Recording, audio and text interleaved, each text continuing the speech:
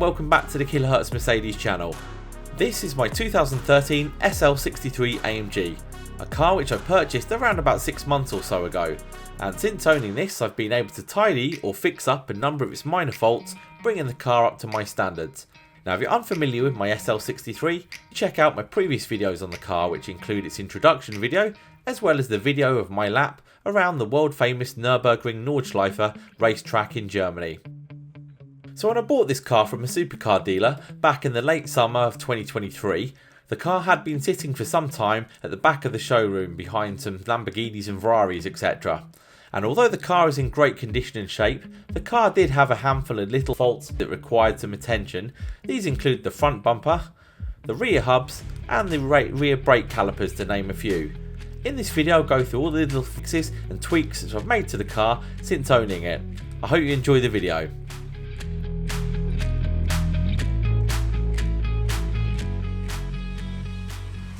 Immediately noticeable and completely letting down the look of the car are the rear brake disc hubs.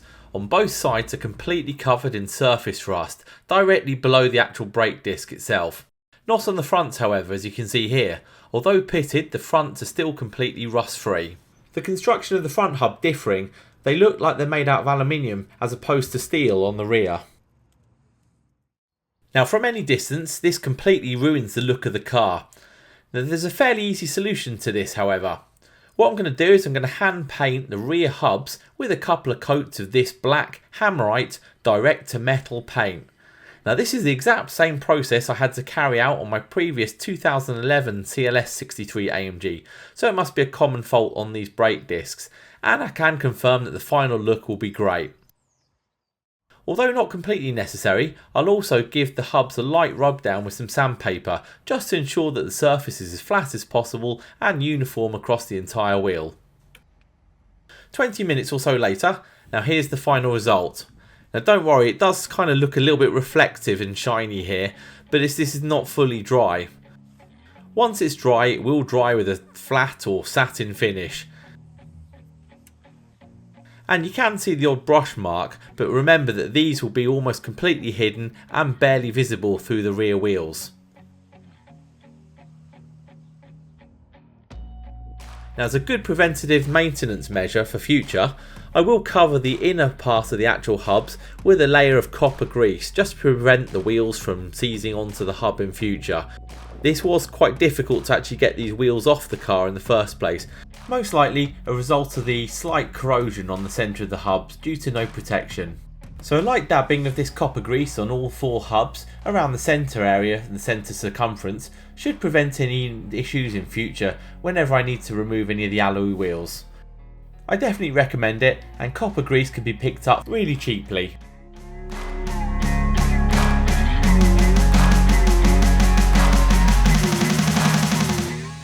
Next up is over to the bodywork of the car.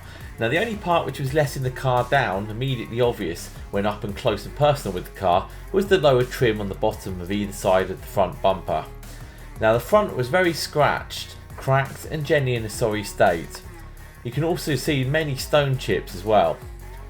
Now I know to get the best finish I'll need to get this professionally resprayed, but why not try DIY and having a go myself? After all, it's only the bottom area, and if I do mess it up I can always get it done professionally, as I say. Starting on the right hand side and dealing with the scratched area underneath, this allowed me to test the colour match of the custom Designo paint I had made up in a rattle can to ensure that I had a perfect match.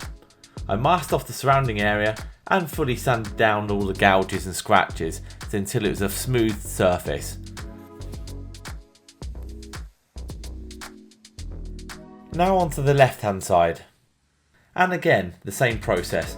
I fully masked it up, sanding it back until I have a fully smooth finish. After which I used an alcohol wipe until all the dust and sort of dirt had gone. Now the trick with any DIY bodywork is just to take your time. As soon as you rush anything, that's when you're going to get problems. So yeah, make sure you take your time and you should get a decent result. Then I resprayed it with 2 coats of primer, lightly sanding after each coat until I had a perfect finish. As soon as you're at the primer stage, just double check the finish. If there's any marks or anything, they're going to be amplified as soon as you start painting on top of it. And here it is, the final result. Now I sprayed 3 layers of paint, followed by another 3 layers of lacquer afterwards, over a full day, taking my time between each coat. Now the colour match is near on perfect and the overall finish is nearly perfect. Still a couple of little minor blemishes here and there visible, but they're almost invisible due to where they are located on the car, right down at the very bottom. Now I'm really happy how this has turned out. Again, it's never going to be as good as a professional finish, but from a rattle can, I'm really happy. I think it looks brilliant. Once I'd finished and removed all the masking tape, there was an ever so slight line visible between the old paint and the new paint, but I can live with that as it's almost completely out of sight right down at the bottom of the car.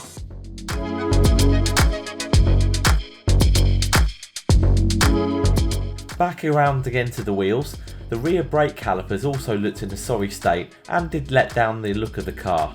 Now for some reason they've lost their surface colour and have started looking shabby with surface rust. Nothing at all major however. As my calipers were grey, I opted once again for a can of Hammerite to the rescue. With a small brush and after masking up the surrounding brake components, a simple coat of this Hammerite has completely transformed their look, making them look good as new once again.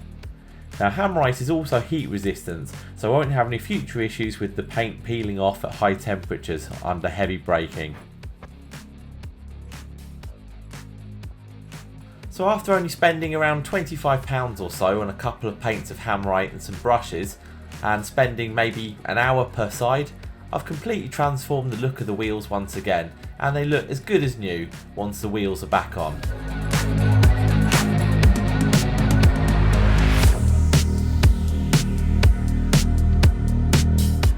My car is a fairly early 2013 model SL63, with the later models having an AMG badge fitted to the front right hand side of the grille. So in order to update the look of my car and to make it fit in with the new AMG models, I decided to invest in a front AMG badge. Now these are commonly available on various websites, the OEM badge being close to £70 and an aftermarket badge such as this only being around £10. Now it will require some fettling to get it to fit correctly, and I will need to Dremel the underside of the bottom of the tab to make it fit, but it shouldn't be too difficult to complete. And here it is, you wouldn't even know that it wasn't on the car from factory, subtle enough to go under the radar and a great addition in my opinion.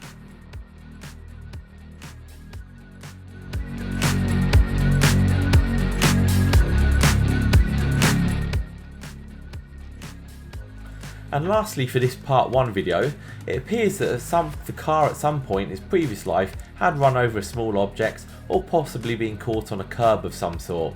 The minor scratch damage on the front bumper also appears to have caught the front wheel arch liner, ripping a hole in it. Now after contacting my local Mercedes parts department, I was able to source a replacement, the only one in the country according to the assistant. A result of this is it was with me the very next day and it wasn't on back order, which was a total relief.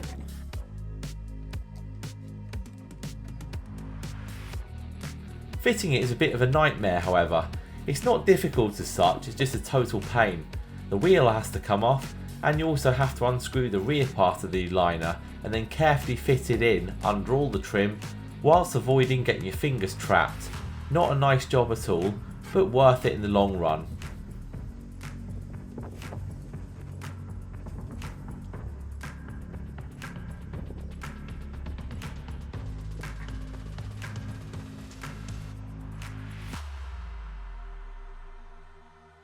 So here's one of the rear wheels after 6 months later or so. No longer embarrassing. You can no longer see any of the rust on the centre hub, nor on the rear caliper.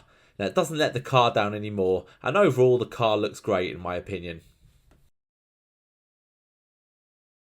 Alright, so that pretty much wraps up part 1 of my refreshing my SL series. Now so far, as you've seen in this video, I've only done a few kind of little basic things to the car, just getting the car presentable and up to my own standards.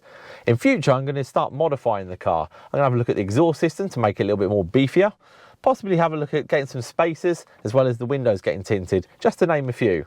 Now if this is something you're interested in and you want to see what the progress of my car, consider clicking on that subscribe button as well as the bell icon so you're notified as soon as uploading new videos and content.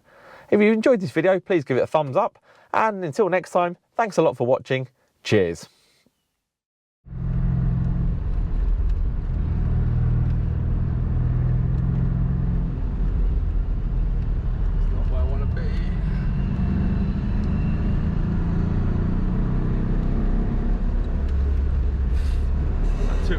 nice surprise that. This bit's all slower than it seems as well.